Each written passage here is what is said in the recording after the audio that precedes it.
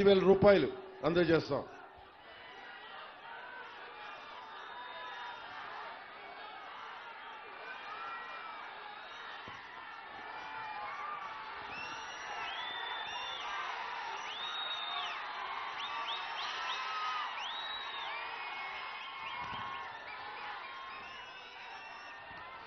ఇది కడుప కంబం చెరువు అంటాం.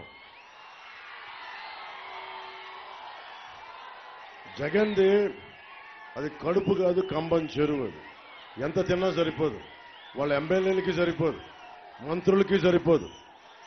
అలాంటి కంబం చెరువు అందరూ గర్వించే కృష్ణదేవరాయలు కట్టింది.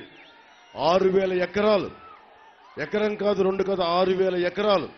ఇంతమంది యువతకి ఉపాధి అవకాశాలు కావాలంటే దానిని ఒక టూరిజం ప్రాజెక్టుగా కనుక చేపడితే మొత్తం అన్ని జిల్లాల నుంచి, అన్ని జిల్లా కేంద్రాల నుంచి మనకి ప్రజలు రాగలరు. అంటే ఆలోచించాలి. ఎంతసేపు మీకు కూర్చోబెట్టి ఆయన ఏదో ఇచ్చేవాళ్లాగా, మనం ఏదో ఆయన మోచేతి అంబల్ని తాగేవాళ్లాగా. మీరు చెప్పండి, డబ్బులు ఎవడిస్తున్నాడు?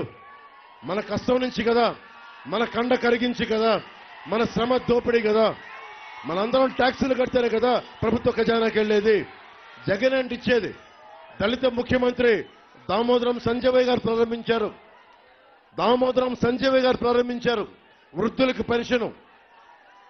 వృద్ధులకు పెన్షన్ దామోదరం సంజయ్ గారు ప్రారంభించింది. ఎవరైనా పెంచుకుంటూ వెళ్లాల్సిందే తప్ప నాయకులు ఎప్పటి నుంచి రాష్ట్ర ఆదేశక సూత్రాలని మనకి అర్థం చేసుకొని ఎప్పటి నుంచో ప్రజలకు నిలబడతా ఉన్నారు. జగన్ కథలు ఏం చెప్తాడు?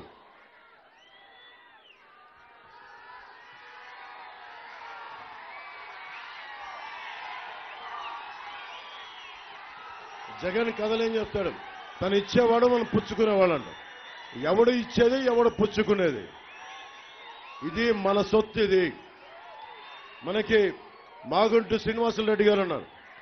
ఆయనకి నేను చిన్నప్పటి నుంచి తెలుసు, నాకు నెల్లూరులో పెరిగాను. ఆయనకి నేను ఆల్మోస్ట్ ఆయనకి 7th చదువుతుండగా 8th చదువుతుండగా నుంచి తెలుసు నాకు.